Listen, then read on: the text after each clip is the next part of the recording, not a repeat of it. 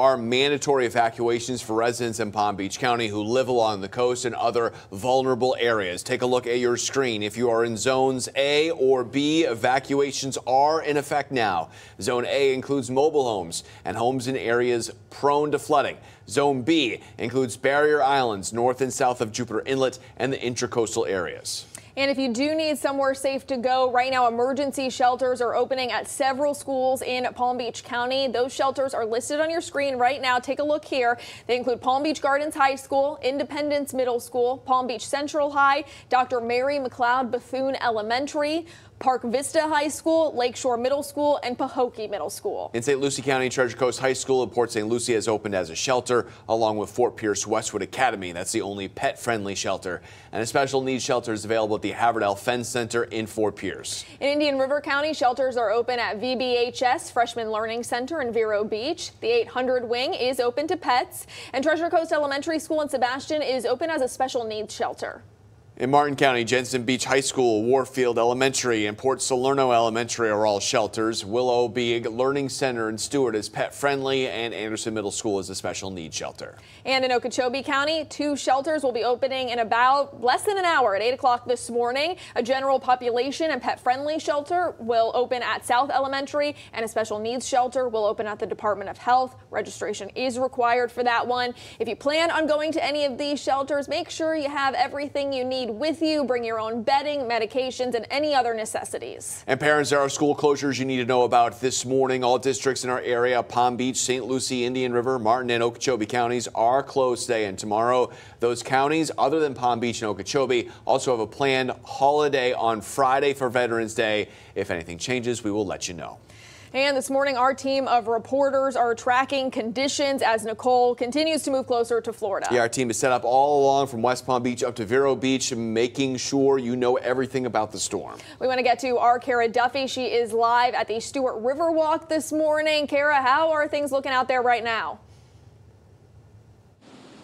Good morning, Matt and Sam. Yeah, now that the sun is coming up, we are getting a more clear picture of what the water conditions have been like this morning. I've been able to see it, but now that we are finally able to see better in the daylight, you guys at home can see as well. The water incredibly choppy here. If you are familiar with this Riverwalk area, this pavilion here, sometimes they have live music, different events down here, restaurants nearby, and I've been out here many times before. Usually there's boats docked up here. You can't see any boats in sight. And again, that water just kind of bouncing up over the dock and, you know, making everything wet up here. If you look downtown area, we have some people out. We've seen maybe, I don't know, 5 people or so walking their dogs, getting out here, kind of trying to enjoy the outdoors while they can, because I can tell you firsthand, conditions have really started to deteriorate. The wind continues to be the biggest issue. You know, big gusts come through, just kind of causing such a mess out here. Luckily, the rain hasn't been with a few, you know, scattered downpours, but for the most part, it's been relatively dry. And as you can hear and see, the wind still the top thing out here this morning. Now, as far as concerns go, we know that flooding and beach erosion are the 2 main concerns for our coastal communities here. Businesses already starting to prepare. I do believe we have some video that shows some of the footage as we were making our way into the downtown area this morning. If we could show that, you can see different businesses like gas stations. They have their hurricane shutters in place. Shutters in place, boarded up, as well as, you know, references from some of the previous hurricanes that our area has dealt with. So again, we are just kind of waiting on standby now to see exactly what the impact will be here in the area. We're going to continue to stay put, try to talk to some people as they start waking up and coming down here. A lot of people looking to take pictures out here, so we're going to chat with them, see how it's going back at their house, and we will follow up with you guys in a few. Matt, Sam, back to you. All right, Kara, thank you. You can really see the wind picking up now, too, and the choppy water as it's daylight now. Yeah, absolutely. And we're also seeing something similar up in St. Lucie County, and that's where we find our Stephanie Valderrama. She's at the Fort Pierce Marina. Stephanie, what are you seeing? Yes, we are at the Manatee Observation and Education Center. We've been out here the last hour. We actually just got hammered by rain, but as you can see, things once again clearing up in this area. When it comes to rain, the wind, though, still howling. It's making for really choppy conditions out here. We're even seeing some of the water, as you can see, is really high. That's why a lot of people are taking these warnings very seriously to prepare. We actually drove around earlier this morning. The only place that we saw that was boarded up was the Sunrise Theater in downtown and then the business across the street. They also had some sandbags that they started laying out in front of the theater. Now, officials in Fort Pierce are really recommending that anyone who lives in Zone A and Zone B, they should be evacuating at 10 a.m. this morning. So for those who aren't familiar, that area includes the St. Lucie River, Indian River Lagoon, and anyone living in any manufactured or mobile homes and in RVs in low-lying areas. We do want to let families know that there is sandbags available at JC Park, Pioneer Park, and Martin Luther King Jr. Dreamland Park. You do have to bring your own bags and shovels. Now, if you're watching in the last half hour, we did see at least one fisherman out here. Again, not the best conditions to be doing that. We do recommend that you just stay home and, continue heeding these warnings. Back to you.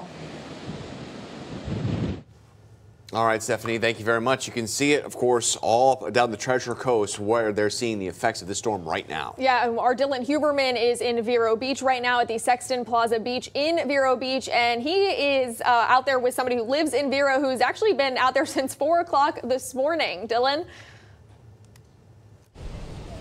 That's right, Matt and Sam. Mike Schmenko has been out here since 4 a.m., which is about the time that we got out here.